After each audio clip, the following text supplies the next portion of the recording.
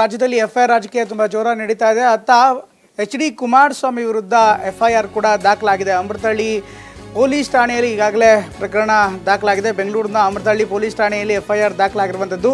ಉದ್ಯಮಿ ವಿಜಯ್ ತಾತ ದೂರಿನ ಮೇರೆಗೆ FIR ದಾಖಲಾಗಿದೆ. JDS ಮಾಜಿ MLC ರಮೇಶ್ ಗೌಡ ವಿರುದ್ಧವೂ ಕೂಡ FIR ದಾಖಲಾಗಿದೆ. ಜೀವ ಬೆದರಿಕೆ ಹಾಕಿದ್ದಾರೆ ಎಂದು ದೂರು ನೀಡಿದಂಥ ವಿಜಯ್ ತಾತ ಇನ್ಫ್ಯಾಕ್ಟ್ ರಮೇಶ್ ಗೌಡ ವಿರುದ್ಧವೂ ಕೂಡ ದೂರು ದಾಖಲಿಸಿದ್ದಾರೆ. ಜೀವ ಬೆದರಿಕೆ ಹಾಕಿದ್ದಾರೆ ಅಂತ ದೂರು ದಾಖಲು ಮಾಡಿದ್ದಾರೆ. In fact BNS U3 subsection 5 308 subsection 2 351 subsection 2 ಅಡಿಯಲ್ಲಿ ಕೇಸ್ ದಾಖಲಾಗಿದೆ. ಕುಮಾರಸ್ವಾಮಿ ವಿರುದ್ಧ ವಿಜಯ್ ತಾತ ದೂರು ಕೊಟ್ಟಿದ್ದರು. ಆ ದೂರನ್ನು ಆಧರಿಸಿ ಅತ್ತ JDSನವರು ಕೂಡ ಒಂದು ಮಾಧ್ಯಮ ಪ್ರಕಟಣೆಯನ್ನು ಕೊಟ್ಟಿದ್ದರು. ಹಾಗೆಯೇ JDSನಿಂದ ರಮೇಶ್ ಗೌಡ ಕೂಡ ಒಂದು ಕೌಂಟರ್ ಕಂಪ್ಲೇಂಟನ್ನು ಕೊಟ್ಟಿದ್ದರು. ವಿಜಯ್ ಟಾಟಾ ವಿರುದ್ಧವೂ ಕೂಡ ದೂರನ್ನು ಕೊಟ್ಟಿದ್ದರು.